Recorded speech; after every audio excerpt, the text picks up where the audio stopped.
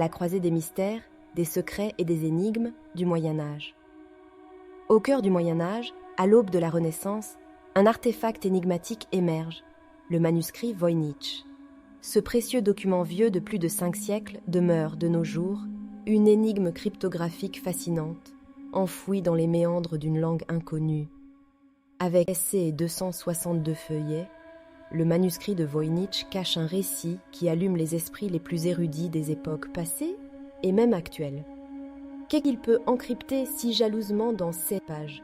Des sciences mystiques, alchimiques, de pouvoirs inconnus qui s'entremêlent avec les bouleversements des échanges commerciaux et de l'ouverture des pays propres à l'époque quand il a été écrit, rédigé dans un langage unique et indéchiffrable, il se présente comme un défi insurmontable.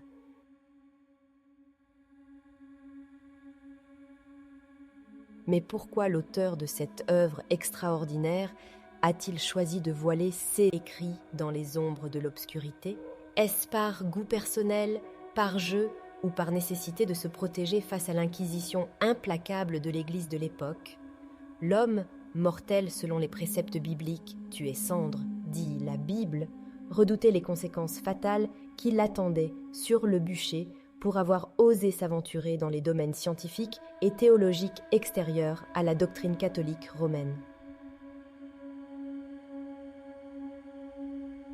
La première enquête sur ce manuscrit énigmatique se déroulait dans la ville de Prague, au lieu de ferveur alchimique. Entre les murs de cette cité, des hommes ambitieux et savants ont dédié leur vie à la recherche de secrets cosmiques et de connaissances interdites, bravant ainsi les interdits de l'Église et les menaces de l'Inquisition. À ce jour, malgré les efforts déployés tout au long de plus de 5 siècles, le manuscrit de Voynich, témoin silencieux de siècles passés, n'a pas encore livré tous ses secrets. Face à l'énigmatique manuscrit Voynich, une armée de chercheurs, universitaires et scientifiques du monde entier s'est mobilisée depuis bien avant l'avènement des échanges sur Internet. Leur quête obsessionnelle de déchiffrer. Ce mystérieux écrit s'est heurté à d'innombrables échecs, laissant le voile du secret intact. L'université de Yale, gardienne de ce manuscrit et consciente de l'importance historique et culturelle de ce trésor inestimable, a pris l'initiative de numériser les pages du manuscrit en très haute définition, permettant ainsi un accès plus facile aux chercheurs du monde entier. Toutefois, malgré cette précieuse initiative, les ressources supplémentaires nécessaires pour approfondir l'étude de ce document exceptionnel n'ont pas été allouées. Le manuscrit de Voynich demeure tel un sphinx énigmatique. Nul ne peut affirmer avec certitude l'origine de son écriture, ni le sens caché derrière ces énigmes. Certains érudits suggèrent qu'il pourrait être le fruit d'un esprit visionnaire, un génie incompris de son époque, tandis que d'autres hypothèses le lient à des connaissances ésotériques transmises par des civilisations perdues. Les illustrations qui parsèment ces pages rajoutent à son secret des plantes inconnues, des astres mystérieux et des figures féminines énigmatiques. Ces éléments renforcent l'idée que le manuscrit de Voynich renferme un savoir ancestral, peut-être une clé oubliée pour percer les mystères de l'univers. Au fil des siècles, les spéculations sur son contenu ont foisonné, déclenchant des débats passionnés dans le monde de la recherche. Certains ont même affirmé avoir percé son secret, mais les affirmations se sont avérées infondées, laissant le mystère intact. Dans une quête inédite pour percer les arcanes du manuscrit de Voynich, des scientifiques ont fait appel à l'intelligence artificielle, espérant ainsi briser le mystère qui défie les cryptographes depuis des siècles. 2 informaticiens canadiens se sont lancés dans cette audacieuse entreprise, déterminés à décoder cet ouvrage vieux de presque 6 siècles. Cependant, malgré leurs avancées prometteuses, le conditionnel reste de rigueur, car la complexité de l'énigme persiste et les résultats ne sont pas encore pleinement confirmés. Pour cette investigation révolutionnaire, les chercheurs ont développé leur propre programme informatique, un algorithme intelligent, capable d'analyser le texte du manuscrit en profondeur. À leur grande surprise, l'algorithme a révélé que 80% des mots cryptés semblèrent être écrits en hébreu, offrant ainsi un premier indice crucial sur l'origine linguistique du texte. Une fois cette découverte intrigante faite, la tâche était loin d'être achevée. Les chercheurs devaient maintenant déchiffrer le code hébraïque. Ils ont donc sollicité l'aide d'un collègue dont l'hébreu était la langue natale. Cependant, même cet expert en hébreu n'a pas été en mesure de traduire le texte en un anglais cohérent, laissant les scientifiques perplexes quant à la nature exacte du message. N'étant pas découragés, les chercheurs se sont tournés vers l'aide de Google Translate pour poursuivre leur exploration. Après avoir apporté quelques corrections mineures d'orthographe, une première phrase émergea. Elle a formulé des recommandations aux prêtres, à l'homme de la maison et à moi et aux gens. Bien que cette phrase semblait porter un sens, elle gardait néanmoins une part de mystère, comme si elle ne révélait qu'une partie du message codé. Malgré ces avancées fascinantes, d'autres universitaires restent sceptiques quant aux résultats obtenus, soulignant la complexité inégalée du manuscrit qui résiste toujours à une résolution définitive. Ainsi, le manuscrit Voynich continue de se parer de son épais mystère, défiant les chercheurs et gardant jalousement ses secrets enfouis. L'anatomie du manuscrit.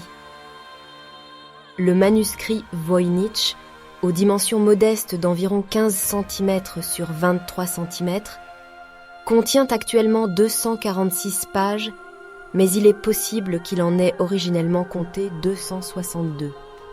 Tel un livre de poche de notre ère, il regorge d'énigmes insaisissables. Le manuscrit Voynich nous séduit par son écriture délicate et ronde, formant de courts paragraphes, se déployant avec grâce de gauche à droite, créant une symphonie calligraphique qui laisse songeur. Entre les mots soigneusement tracés, surgissent des illustrations d'une étonnante précision, qui semblent surgir d'un monde onirique. Des griffonnages de châteaux majestueux côtoient des créatures légendaires, tels des dragons imprégnés de mystère et de puissance. Les esquisses dévoilent des schémas de plantes, d'étranges silhouettes nues et des symboles astronomiques, faisant écho au savoir de l'astrologie ancienne. Dans une palette de couleurs envoûtantes, l'encre verte, marron, jaune, bleu et rouge se mêlent harmonieusement pour donner vie à ces images énigmatiques. Chaque teinte semble porter en elle une signification cachée, comme si le manuscrit cherchait à communiquer au-delà des mots. Parmi les pages de cette œuvre captivante, un passage particulièrement intrigant se révèle. Des dizaines de femmes nues évoluent dans des bassins de liquide vert, offrant une scène saisissante qui défie l'interprétation. Quel sens se cache derrière cette étrange représentation ? Quelle signification symbolique ou mystique revêt cette vision audacieuse ? Ces pages se divisent en 33 qui ne contiennent que du texte, parfois agrémentés d'éléments picturaux en marge, et 212 qui combinent texte et dessin. La dernière page semble jouer le rôle d'un sommaire, évoquant une étrange organisation interne. Le manuscrit Voynich est organisé en 5 sections distinctes, plus la table de matière. La première section, baptisée « Botanique », est la plus volumineuse, s'étendant sur près de 130 pages. Elle marie habilement des textes avec des dessins floraux captivants. Ces pages décrivent des plantes énigmatiques, pour la plupart inconnues de nos connaissances botaniques actuelles. Les illustrations, d'un réalisme saisissant, semblent sortir tout droit d'un jardin secret enfoui dans les méandres de l'histoire. La seconde section, intitulée « Astrologie », se compose de 26 pages riches en dessins qui évoquent manifestement des thèmes liés à l'astrologie et à l'astronomie. L'auteur, s'il a su distinguer les deux disciplines, nous laisse émerveillés par ces représentations énigmatiques du cosmos, des constellations et des astres, qui ne manquent pas d'interroger l'esprit sur leur signification cachée.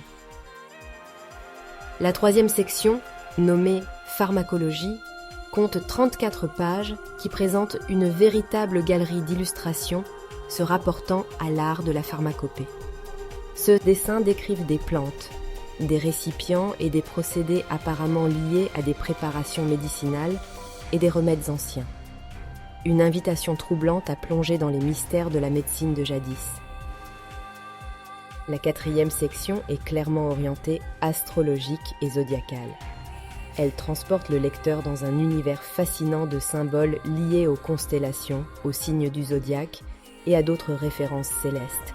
Une plongée envoûtante dans les arcanes de l'astronomie ancienne, où le temps semble suspendu. Enfin, la dernière section, la 5e, est constituée de 23 pages exclusivement de texte, organisés en courts paragraphes, chacun précédé par une étoile. Cette étrange configuration déroute les chercheurs, laissant présager un potentiel message crypté ou une clé de compréhension qui demeure insaisissable jusqu'à ce jour. Une particularité importante à souligner est que la pagination, utilisant des chiffres arabes familiers de notre quotidien, serait postérieure à la rédaction du manuscrit. Une mystérieuse surimpression du temps qui ajoute une couche supplémentaire d'énigmes à cet ouvrage singulier. Aujourd'hui, malgré les incessants efforts déployés pendant plus de 500 ans, nul n'a pu percer le mystère de ce manuscrit, même pas les ordinateurs modernes. Ces machines prodigieuses ne font que répliquer à une vitesse fulgurante les réflexions de ceux qui les ont programmées. Ainsi, aucun chercheur, aucun scientifique n'a jusqu'à présent réussi à produire des phrases cohérentes et sans ambiguïté, permettant de dévoiler le sens éventuel du texte. Face à l'énigme du manuscrit Voynich, de multiples suppositions ont été avancées par les chercheurs et passionnés au fil des siècles. Bien que le mystère persiste, plusieurs hypothèses intrigantes nous laissent entrevoir la nature possible de ce précieux ouvrage. Un traité alchimique. Les références à l'alchimie, le mysticisme et les symboles ésotériques qui peuplent les pages du manuscrit suggèrent qu'il pourrait renfermer des connaissances et des expérimentations liées à l'alchimie, cette quête ancestrale visant à transformer les métaux en or et à découvrir l'élixir de vie. Un traité encyclopédique, la richesse et la variété des sujets abordés dans les différentes sections du manuscrit, tels que la botanique, l'astrologie, la pharmacologie, pourrait laisser penser qu'il s'agit d'un ouvrage encyclopédique regroupant des savoirs disparates d'une époque lointaine. Un texte provocateur envers l'Église. Certains chercheurs émettent l'idée que le manuscrit aurait pu être rédigé dans le but de défier l'autorité de l'Église, en contenant des connaissances et des idées en contradiction avec les dogmes religieux de l'époque. Un exercice de cryptographie, le manuscrit Voynich pourrait être le fruit d'un jeu de cryptographie sophistiqué où l'auteur aurait déployé son génie pour cacher des messages codés, faisant de cet ouvrage une énigme à déchiffrer.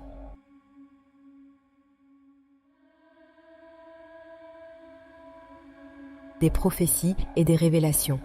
Certaines théories avancent que le manuscrit pourrait contenir des prophéties ou des révélations sur l'avenir, des connaissances ésotériques qui dévoileraient des secrets cachés. Un livre d'apprentissage, le manuscrit pourrait être un manuel d'apprentissage destiné à enseigner certaines connaissances ou compétences à une élite intellectuelle ou ésotérique de l'époque. Cependant, malgré ces suppositions, aucune théorie n'a encore réussi à éclairer définitivement la nature et le contenu exact du manuscrit Voynich. Cette œuvre extraordinaire continue de captiver les esprits, alimentant ainsi l'une des plus grandes énigmes de l'histoire de l'humanité, suscitant une quête inlassable pour percer les secrets enfouis dans ces pages fascinantes. L'histoire du manuscrit.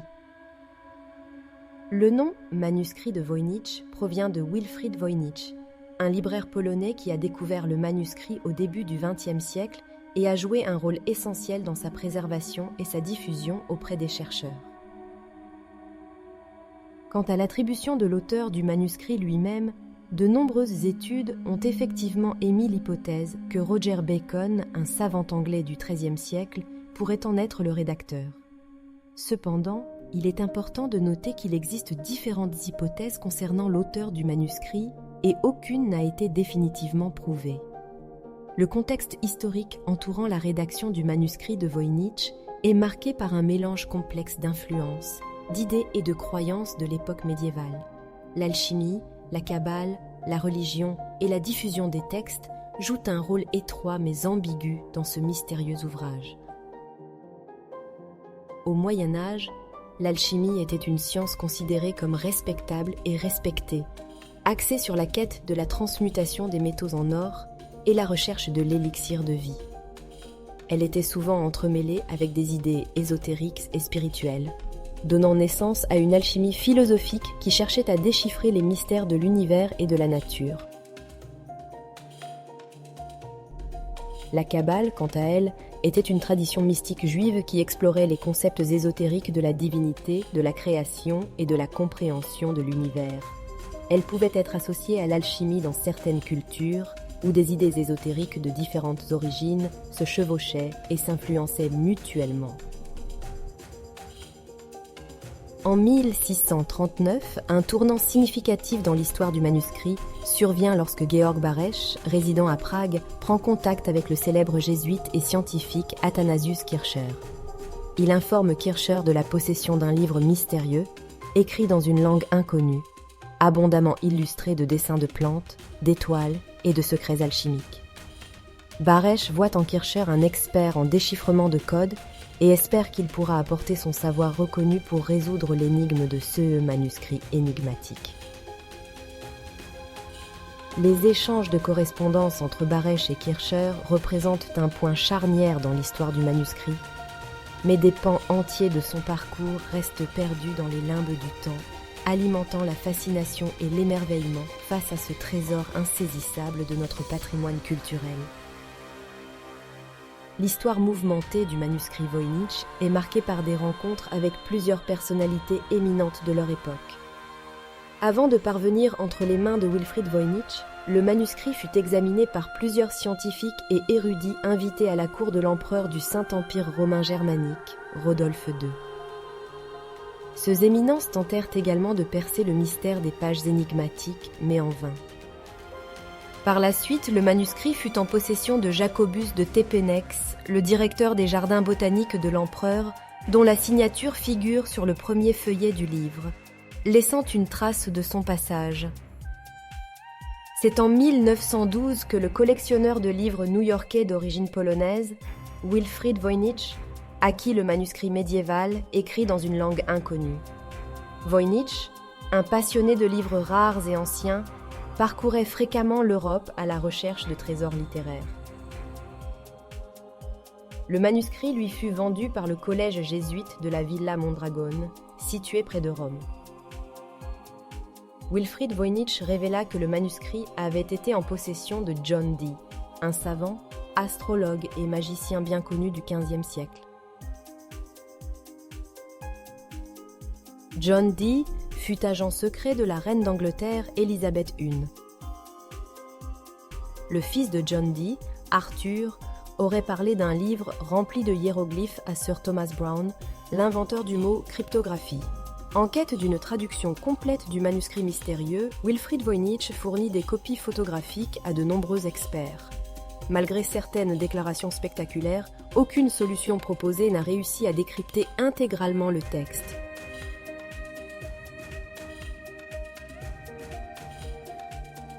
Jusqu'au présent, le manuscrit de Voynich demeure un énigme qui a alimenté une multitude de théories contradictoires.